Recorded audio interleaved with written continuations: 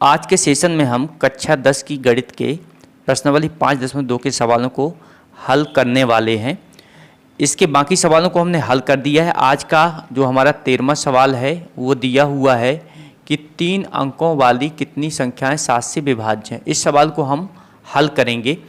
सबसे पहले हम इसमें ये देखेंगे कि 3 अंकों वाली कितनी संख्याएं जो 7 से विभाज्य हैं। तो 3 अंकों वाली संख्याएं कौन कौन सी होती हैं। तो हम जानते हैं कि 3 अंकों की सबसे छोटी संख्या 100 होती है। सबसे छोटी संख्या 100 होती 3 अंकों की और सबसे बड़ी संख्या 999 होती है 3 अंकों की। तो यहीं से हम पता करेंगे कि इसकी एपी क्या बनने वाली है। फिर उसके बाद हम ज्ञात करें कितनी संख्याएं होंगी। तो 7 से विभाज्य यानी 7 से विभाजित होंगी। तो सबसे पहले तो हम 100 को 7 से विभाजित करके देखते हैं।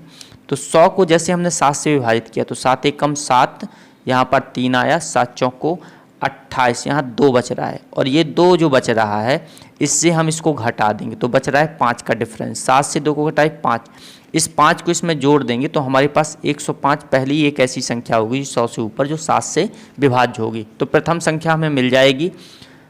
तब 7 से विभाज्य 3 अंकों वाली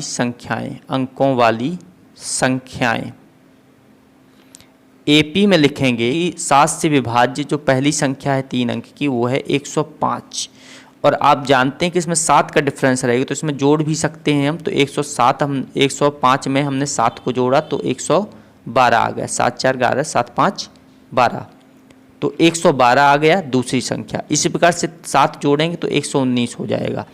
हमने इसको बना लिया है। अब हमको अंतिम संख्या बनानी है 998 को इसी प्रकार 7 से विभाजित करेंगे तो 7 एकम 7, यहाँ पर 2 आया, 7 चौको 28, हमारे पास 1 बच रहा है और 7 दूनी 14, तो हमारे पास यहाँ 5 बचा। जो ये 5 बचा हुआ है इसको हम घटा देंगे 995 से। 995 से हमने 5 को घटाए क्योंकि ज़्यादा नंबर मिल रहे हैं तो इससे कम वाला संख्या ही मतलब 994 एक ऐसी संख्या होगी जो सबसे बड़ी संख्या होगी जो 7 से विभाज्य होगी। तो हमारे पास एपी बन के रेडी हो गई। एपी बराबर 105, 112, 119 और 994 सबसे लास्ट की संख्या है। अब यहाँ से हमें मिल रहा है प्रथम पद। प्रथम पद मतलब फर्स्ट टर्म में ए बराबर 105 मिल रहा है और सार्व अंतर अगर आप निकालें भी ना तो भी 7 से विभाज्य मतलब 7 का डिफरेंस होना चाहिए तो 7 हो जाएगा। इसका सार्व अंतर डायरेक्ट लिख सकते हैं।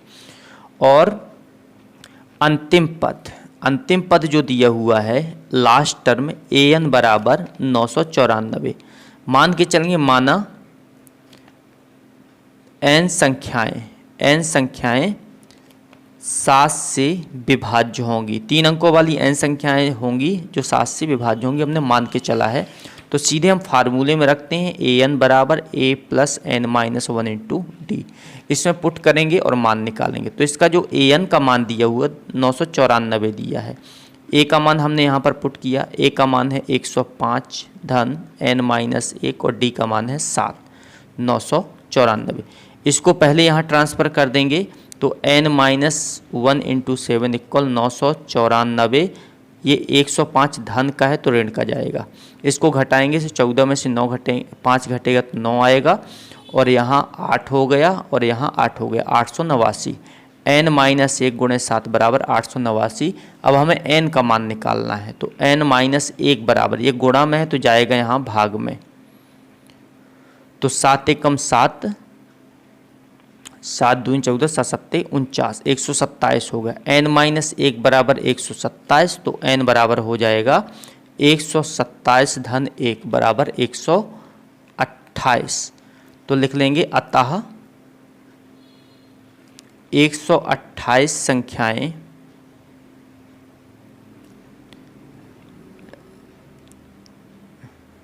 तीन अंकों वाली, ऐसे लिखेंगे अतः 3 अंकों वाली 128 संख्याएं होंगी जो 7 से विभाज्य होंगी। इसका 14वां सवाल दिया हो 10 और 250 के बीच में 4 के कितने गुणज हैं। तो जिस प्रकार से हमने इस सवाल को हल किया उसी प्रकार से इस सवाल को भी हम हल करेंगे। तो यहाँ पर देखेंगे पहले 10 और 250 के बीच में 4 के कितने गुणज हैं, तो 4 के गुणज सेम वैसे ही निकाल सकते हैं अगर चाहें। 4 बहुत छोटी संख्या है तो 4 का पहाड़ा आप पढ़ सकते हैं, 10 से ऊपर कोई एक संख्या निकल आएगी। तो 4 दूनी 8, 4 × 12, 12 एक ऐसी संख्या है जो 100 और 250 के बीच 12 संख्या आएगी पहली, और 250 को हम भाग करेंगे 4 से पहले, तो 4 × 6 = 24, ये बच रहा है तो 4 दूनी 8, तो हमारे पास 2 बचा, 2 से इसको घटा देंगे, 250 से 2 को घटाए तो 248 आई लास्ट संख्या। तब 4 की गुणज संख्याएं कौन कौन सी हो जाएंगी। पहली जो 4 की गुणज संख्या हो जाएगी AP बराबर 12 पहली हो जाएगी। अब 4 का अंतर है तो 12 × 4 = 16, तीसरा 16 × 4 = 20, और इसी प्रकार से जो लास्ट संख्या हो जाएगी 248 हो जाएगी जो हमने निकाला था। हमारे पास AP बन के तैयार है। प्रथम पद A बराबर लिखना है प्रथम पद, और प्रथम पद A बराबर हो जाएगा 12। इसी प्रकार से सार्व अंतर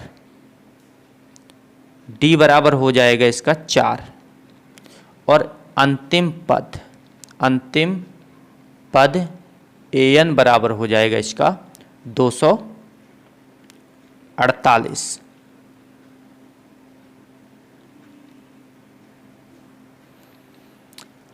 अब इसको सेम उसी प्रकार से हल करेंगे जैसे हमने पिछले सवाल को हल किया है। तो यहाँ पर फार्मूला है AN बराबर A + n - 1 × D अंतिम पद का। तो इसका मान AN का मान जब 248 के बराबर है तो बराबर रखेंगे 248, और A का मान हम यहाँ पुट करेंगे तो A का मान 12 है, n - 1 और D का मान है 4 बराबर 248। तो n - 1 पहले इसको हम ट्रांसफ़र करते हैं तो n - 1 × 4 बराबर 248, ये 12 पहले यहाँ पर ट्रांसफ़र हो जाएगा। तो यहाँ आया n - 1 × 4 बराबर 8 में से 2 गए 6 आया, और 4 में से 1 गए 3 आया, 236 हो गया। और इसको हम ट्रांसफ़र करेंगे तो n - 1 n का मान निकालना है तो 236 ये है, 4 चला भाग में, 4 × 5 = 20, 4 × 9 = 36, ये 59 आया भाग करने पर। अब हमें निकालना है n का मान, तो n - 1 बराबर 59 हो जाएगा, तो n का मान हो जाएगा 59 - 1 बराबर 60। तो 60 ऐसी संख्याएं होंगी जो हमारी 4 की गुणज होंगी, 4 की गुणज होंगी और 10 और 250 के बीच में आएंगी। तो 60 ऐसी संख्याएं होंगी जो 4 की गुणज हैं और 10 और 250 के बीच की होंगी। तो इस प्रकार से इस सवाल को हम हल करेंगे। 15वां सवाल दिए हुए n के किस मान के लिए दोनों समांतर श्रेणियां 63, 65, 67 और 3, 10, 17 के nवें पद बराबर होंगे। तो सबसे पहले इसमें दे के रखा कि इसका nवां पद बराबर है, क्योंकि प्रश्नानुसार जो दिया है उसको हम समझते हैं। प्रश्नानुसार इन दोनों के nवें पद बराबर है, मतलब an टर्म बराबर हो जाएंगे। अब यहाँ पर 2 समांतर श्रेणियाँ दी हुई हैं, तो प्रथम समांतर श्रेणी हम इसको AP1 लिख सकते हैं, और AP1 में 63, 65, 67। पहले इसमें A और D का मान निकालेंगे। तो A हमारे पास जो दिया हुआ है प्रथम पद 63 है, और सार्व अंतर D बराबर 65 से 63 को घटाएंगे तो 2 आ जाएगा।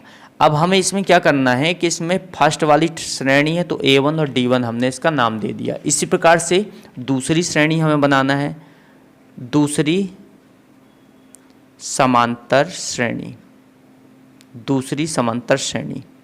और दूसरी समांतर श्रेणी AP2 बराबर 3, 10, 17 दी हुई है। तो इसमें भी प्रथम पद निकालना है, प्रथम पद, और प्रथम पद बराबर दिया है, इसको हम दूसरी समांतर श्रेणी तो A2 बोलेंगे और प्रथम पद इसका 3 हो जाएगा। सार्व अंतर जो है वो इससे इसको घटाना है, 10 से 3 को घटाएंगे, मतलब D2 बराबर जो हो जाएगा 7 हो जाएगा। तो अब हमारे पास A1 और D1 का मान दिया है, A2 और D2 का मान दिया हुआ है। क्योंकि प्रश्न में बोला है कि इसके दोनों समांतर श्रेणी के nवें पद बराबर हैं, तो nवां पद बराबर है यानी कि इसका जो फार्मूला बनेगा a plus N minus one into d equal a plus N minus one into d, इसका ये टर्म दोनों बराबर होंगे। तो प्रथम समांतर श्रेणी है तो इसमें हम a1 d1 लगा देते हैं और इसमें a2 d2 लगा देते हैं और ये मान यहाँ पर पुट कर देते हैं। तो a1 का मान है हमारे पास 63, a1 का मान 63 दिया है, d1 का मान 2 दिया हुआ है, तो प्लस n माइनस 1 गुणे 2। इसी प्रकार से a2 का मान है हमारे पास 3 प्लस n माइनस 1 और d का मान है 7। ये 63 हुआ, इसका गुणा कर लेना है इसमें, तो 2n माइनस का 2 इसके अंदर गुणा हो गया है n माइनस 1 के साथ। 3 धन 7 का गुणा करें 7n माइनस 7। इसको हल कर लेते हैं और भी सरल करने के लिए, तो 63 से 2 घटेगा तो 61 आएगा, 61 प्लस 2n और 7n 3 में से 7 तो माइनस 4।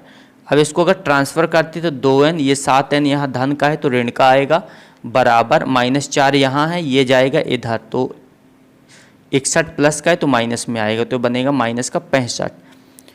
2n माइनस 7n मतलब माइनस 5n, बड़ी संख्या से छोटी संख्या घट रही है 5n, तो n बराबर हो जाएगा 65 बटे माइनस 5, 13 पन्ना 65, n बराबर 13।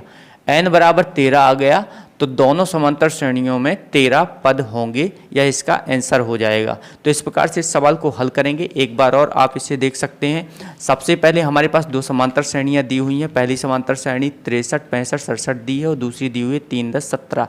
इसमें बोला इसके कि एनवे टर्म बराबर है, तो लास्ट टर्म जो एनवा है वो बराबर है। तो इसका हमने प्रथम पद निकाल लिया और सर्वांतर निकाल दिया। इसी प्रकार से इसका भी प्रथम पद और सर्वांतर निकाल लिया। इसके बाद इसके एनवे टर्म बराबर, तो हमने इसका फार्मूला रख दिया, ए एन का फार्मूला जो अंतिम पद का फार्मूला होता है, उसमें ए और डी के मान पुट कर दिए हैं और यहाँ पर एन हमें एन बचता है, तो एन का मान हमने निकाला है 13। 13वां पद इसके समान होंगे। तो इस प्रकार से इस सवाल को हम हल करेंगे। आई होप आज का सेशन आपको समझ में आया होगा। यदि आपने अभी तक हमारे इस चैनल को सब्सक्राइब नहीं किया तो हमारे चैनल को सब्सक्राइब कर दें, वीडियो को लाइक करें और शेयर करना बिल्कुल ना भूलें। मिलते हैं नेक्स्ट सेशन में, तब तक के लिए जय हिंद, जय भारत।